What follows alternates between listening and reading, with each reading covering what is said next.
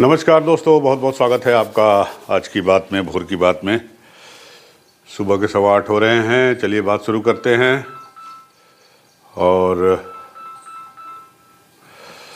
आज तो 2-3 मेन खबरें हैं। पहली बात तो मौसम गड़बड़ होने वाला है। वेस्टर्न विक्षोभ शुरू हो रहा है और ये शनिवार से शुरू हो जाएगा, यानी कल से। और शनिवार शाम से लेके इतवार और सोमवार 2 दिन मौसम ख़राब रहेगा। पंजाब, हरियाणा, जम्मू कश्मीर, उत्तर प्रदेश, उत्तराखंड, दिल्ली, एनसीआर, इन सारी जगहों पे जो है मौसम बारिश होगी, कहीं ओले पड़ेंगे और पहाड़ों पे बर्फ़ गिरेगी।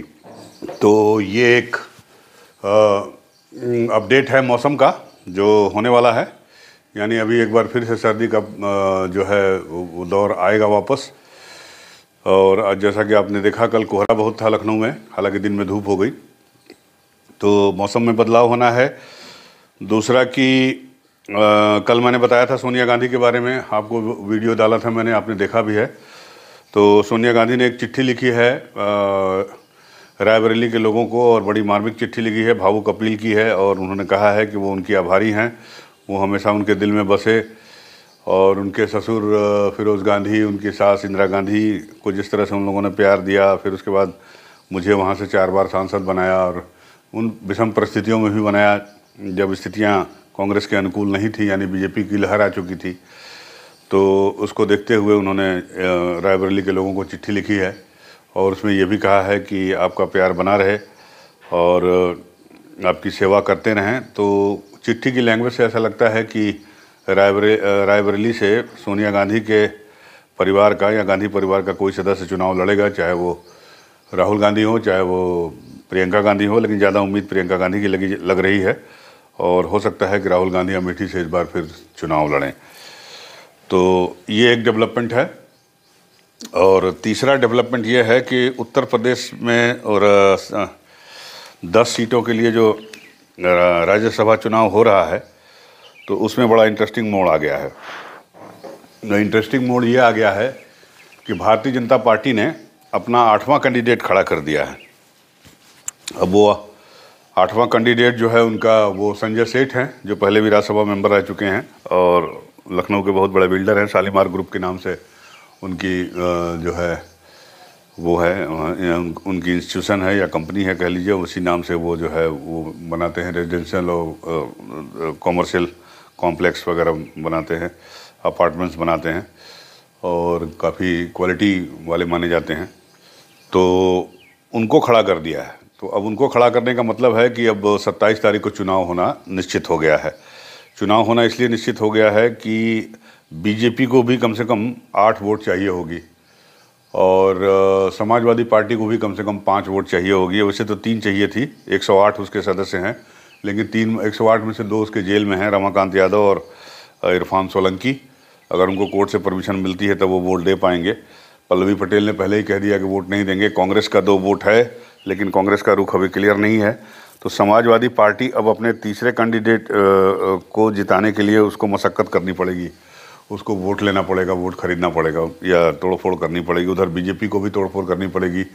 तो जो सूचना आ रही है उसके मुताबिक 5 से 6 विधायक जो हैं समाजवादी पार्टी के, वो क्रॉस वोटिंग कर सकते हैं। तो उस स्थिति में जो है समाजवादी पार्टी का 2 ही कैंडिडेट हो सकता है जीते, तीसरा हार जाए। तो सिचुएशन ये होगी, या तो 7-3 होगी या तो फिर 8-2 होगी। तो ये देखना है बड़ा दिलचस्प कि बीजेपी ने जो 8वां कैंडिडेट खड़ा किया है वो 8वां कैंडिडेट जीतता है या सपा के तीनों कैंडिडेट जीत जाते हैं। अब इसमें प्रथम वरीयता और द्वितीय वरीयता वाली स्थिति आ जाएगी, क्योंकि अब समाजवादी पार्टी से जो 3 कैंडिडेट हैं, जया बच्चन, रामजी लाल सुमन और आलोक रंजन, तो इसमें एक अगर बीजेपी के हिसाब से गणित बैठ जाता है तो इसमें से एक कैंडिडेट को हारना पड़ सकता है। वो कैंडिडेट कौन होगा? तो ऐसे में समाजवादी पार्टी को व्हिप जारी करना पड़ेगा। व्हिप जारी करके उसमें प्रथम वरीयता और दूसरी वरीयता के वोट कैंडिडेट डिसाइड करने पड़ेंगे। तो उसमें मुझे लगता है कि कुछ लोग आलोक रंजन के बारे में कह रहे थे कि आलोक रंजन को द्वितीय वरीयता मिलेगी, लेकिन मुझे ऐसा नहीं लगता, क्योंकि आलोक रंजन जो है वो समाजवादी पार्टी के राष्ट्रीय अध्यक्ष अखिलेश यादव की पसंद है। तो लिहाजा रामजी लाल सुमन या जया बच्चन में से कोई एक जो है वो द्वितीय वरीयता उम्मीदवार हो सकता है, क्योंकि आलोक रंजन को हराने का मतलब कि अखिलेश यादव की साख पे बट्टा लगना। तो अब ये देखना दिलचस्प होगा कि समाजवादी पार्टी उतने वोटों का जुगाड़ कर पाती है, नहीं कर पाती है, और बीजेपी अगर कर लेती है तो फिर समाजवादी पार्टी का कौन सा कैंडिडेट पीछे रहता है। तो ये चुनाव बड़ा दिलचस्प हो गया है उत्तर प्रदेश का राज्यसभा का। आते हैं मेन खबर पे। कल एक सुप्रीम कोर्ट का बड़ा ऐतिहासिक और बड़ा बोल्ड जजमेंट आया है, और उसमें उन्होंने सुप्रीम कोर्ट ने इलेक्टोरल बॉन्ड्स को जो है अवैध और असंवैधानिक घोषित कर दिया है, और कहा है कि ये जन सूचना के अधिकार का भी उल्लंघन करता है, और इसमें पारदर्शिता नहीं है, ट्रांसपेरेंसी नहीं है, क्योंकि जो लिमिट होती है एक कंपनी की, वो अनलिमिटेड फंड दे सकता है इस इलेक्टोरल बॉन्ड्स के जरिए किसी भी पॉलिटिकल पार्टी को।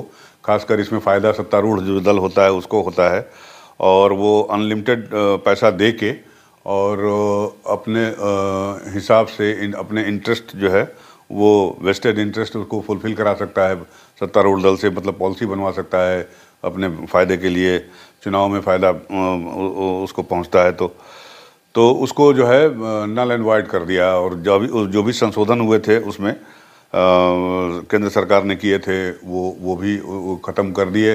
5 साल मुकदमा चला ये, करीब 2018 जनवरी में ये आया था, 2 जनवरी को 2018 को। उसके बाद इसके खिलाफ मुकदमा दाखिल हुआ था, 5 साल केस चला। इसमें केस लड़ने वालों में प्रशांत भूषण, कपिल सिब्बल, जया ठाकुर और 1-2 लोग और हैं, और करीब साल भर पहले जजमेंट रिजर्व कर लिया था सुप्रीम कोर्ट ने, जो कल आया है। और इसके साथ ही इलेक्टोरल बॉन्ड की सुविधा जो है अब समाप्त हो गई, यानी, और सुप्रीम कोर्ट ने कहा है कि भैया सारे एसबीआई से ही आप ले सकते थे, तो एसबीआई को कहा है कि वो सारी डिटेल 6 मार्च तक चुनाव आयोग को दे, कि 19 अप्रैल 2018 से 12 अप्रैल 2018 19 से लेके अब तक किन किन पार्टियों को कितना कितना इलेक्टोरल बॉन्ड मिला है, किसने दिया है, वो सारी डिटेल चुनाव आयोग को दे स्टेट बैंक ऑफ इंडिया। और चुनाव आयोग जो है उसको ये डेट जो देने की जानकारी देने की लास्ट डेट है वो 6 मार्च है, और चुनाव आयोग को 12 मार्च या 13 मार्च तक जो है ये सारी सूचनाएं, सारी डिटेल अपने वेबसाइट पर अपलोड कर देनी होगी। यानी जनता फिर जान जाएगी कि किस पार्टी को कितना इलेक्टोरल बॉन्ड्स के जरिए चंदा मिला। माना जा रहा है कि तकरीबन 16,000 करोड़ जो है ये चंदा आया है। 28,000 बॉन्ड रिलीज हुए हैं इस पीरियड में, ये एक अनुमान जताया जा रहा है, एडीआर ने जताया है। और उसमें से 60% चंदा जो है वो बीजेपी को मिला है, महज 10% जो है वो कांग्रेस को मिला है। तो आप अंदाज़ा लगा लीजिए कि 16,000 करोड़ में कितना पैसा बीजेपी को मिला, कितना पैसा कांग्रेस को मिला, बाकी जो है दूसरे दल है उनको मिला होगा। तो अब जो है ये सारी जानकारी, सारी डिटेल जनता को मिल जाएगी अगर सब कुछ ठीक ठाक रहा तो। लेकिन सवाल यही है कि क्या सब कुछ ठीक ठाक रहेगा? क्या केंद्र सरकार जो है वो इस के खिलाफ कोई अध्यादेश ला सकती है? सवाल ये भी उठ रहा है कि वो जानकारी कम से कम चुनाव तक जो है ना आए, क्योंकि इस जानकारी के सार्वजनिक होने से चुनाव पर भी असर पड़ेगा थोड़ा बहुत, वोटरों के मानसिकता पर। और विपक्षी पार्टियां तो बड़ी खुश हैं, बड़ी हल्ला कर रही हैं हाय, और वो हाय तबाह और मचाएंगी। तो ऐसा लोगों का अनुमान है, खासकर उन्हीं लोगों का जिन लोगों ने याचिकाएं दाखिल की थी, कि ऐसा हो सकता है कि केंद्र सरकार जो है इसको इस पर एक ऑर्डिनेंस ले आए, और फिलहाल इस लोकसभा चुनाव तक ये जानकारी जनता जनार्दन को शायद न मिल पाए। तो हालांकि ऑप्शन ये भी है कि अगर ऐसा कोई ऑर्डिनेंस आता है, या केंद्र सरकार लाती है कि नहीं लाती है, पहले ये देखना होगा, ये तय करना होगा वो क्या करती है केंद्र सरकार, भारत सरकार इसके बारे में लाती है या नहीं लाती है। तो अगर वो लाती है तो ये लोग फिर कोर्ट जाएंगे, सुप्रीम कोर्ट जाएंगे उसको वो करने के लिए। तो तब उसके बाद ये भी तय होगा कि सुप्रीम कोर्ट उस पर स्टे करता है नहीं करता है। बहुत सारे मामले ऐसे हैं जिस पे सुप्रीम कोर्ट ने स्टे नहीं किया, उनके आदेश के खिलाफ जो है ऑर्डिनेंस आया। तो जैसे एडीआर के कुछ मामले हैं, अभी आपका ईवीएम का मामला जो है वो भी 20 मार्च को आने वाला है, उसकी सुनवाई है 20 मार्च को। तो SC/SC एक्ट के खिलाफ भी सुप्रीम कोर्ट ने, आपको याद होगा कि एक निर्णय दिया था, लेकिन उसको फिर संसद में कानून पारित करके उसको फिर यथास्थिति बहाल कर दी गई, और उस पर सुप्रीम कोर्ट ने कोई रोक नहीं लगाया। और भी ऐसे बहुत सारे केसेस हैं जिसके बारे में सुप्रीम कोर्ट ने डिसीजन दिया, उसके बारे में उसके खिलाफ जो है संसद में कानून पारित हुआ या ऑर्डिनेंस पारित हुआ। लेकिन जैसे दिल्ली में आप देख लीजिए वो जो हुआ था दिल्ली में हुआ, सुप्रीम कोर्ट ने डिसीजन दिया कि भाई दिल्ली गवर्नमेंट चुनी हुई सरकार है तो वही जो है वो सब कुछ करेगी, वही देखेगी, ट्रांसफ़र पोस्टिंग वही देखेगी अधिकारियों की। लेकिन उसके 2-3 दिन के अंदर ही जो है वो केंद्र सरकार ने एक अध्यादेश जारी कर दिया और पूर्व स्थिति जो है बहाल कर दी और दिल्ली के प्रशासक जो है राज्यपाल को बना दिया और ट्रांसफ़र पोस्टिंग का अधिकार अपने पास रख लिया। तो माना यही जा रहा है कि इस तरह का कोई ऑर्डिनेंस आ सकता है और उस ऑर्डिनेंस के खिलाफ पहली बात तो ये लोग कोर्ट जाएंगे कि नहीं जाएंगे ये सवाल है। अगर गए तो क्या कोर्ट से कोई स्टे मिल पाएगा, कोई रोक मिल पाएगी? और अगर रोक मिलेगी तभी जो है जनता को ये पता चल पाएगा या जनता ये जानकारी सार्वजनिक हो पाएगी, चुनाव आयोग जो है उसको सार्वजनिक करेगा अगर सुप्रीम कोर्ट का स्टे आया तो। ऑर्डिनेंस आने के बाद अगर ऑर्डिनेंस आता है तो तभी उसको जानकारी मिल पाएगी। लेकिन मुझे लगता है कि ऐसा कम से कम इस चुनाव तक होना मुझे थोड़ा सा आशंकित करता है। अब देखना ये होगा कि क्या करते हैं, केंद्र सरकार का अगला रुख क्या होता है और उसके बाद जिन लोगों ने याचिकाएं दाखिल की थी सुप्रीम कोर्ट को में इस केस को लेकर वो लोग क्या करते हैं और किस तरह से ये चीज़ें आगे बढ़ती हैं, इस पे बहुत डिपेंड करेगा। और ये एक खबर है जो चर्चा में है, सारे अखबारों में इसमें छपा है। देखिए सारे अखबारों में फ्रंट पेज पे है ये। और आप ये भी देखिए, ये सारी डिटेल अखबार के अंदर है लेकिन हेडिंग में सब में है। सारे लोगों ने जो है इसको हेडिंग में छापा है। अब जागरण ने छापा है कि नहीं ज़रा देख लेते हैं। जागरण में भी छपा होगा, देखते हैं क्या होता है। भैया जागरण जी, कुकरैल चुनावी बांड योजना असंवैधानिक, ये छपा है। देखिए छापा सबने है लेकिन अपने अपने हिसाब से छापा है। और हिंदू ने क्या छापा है मुझे बड़ा इंटरेस्ट आता है।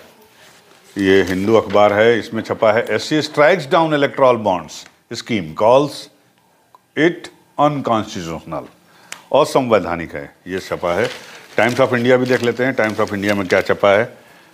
टाइम्स ऑफ इंडिया, इन कतार PM थैंक्स अमीर फॉर रिलीज ऑफ 8 नेवीज। देखिए ये खबर टाइम्स ऑफ इंडिया में फ्रंट पेज पे छपी है और किसी ने नहीं ली है।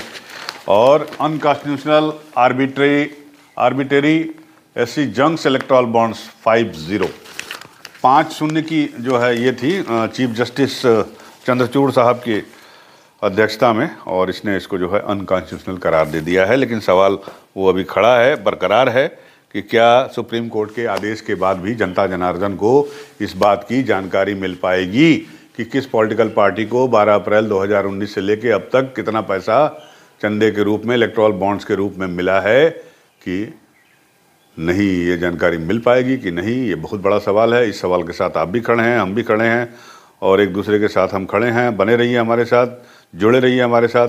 मिलते हैं आपसे अगली वीडियो में, तब तक के लिए नमस्कार।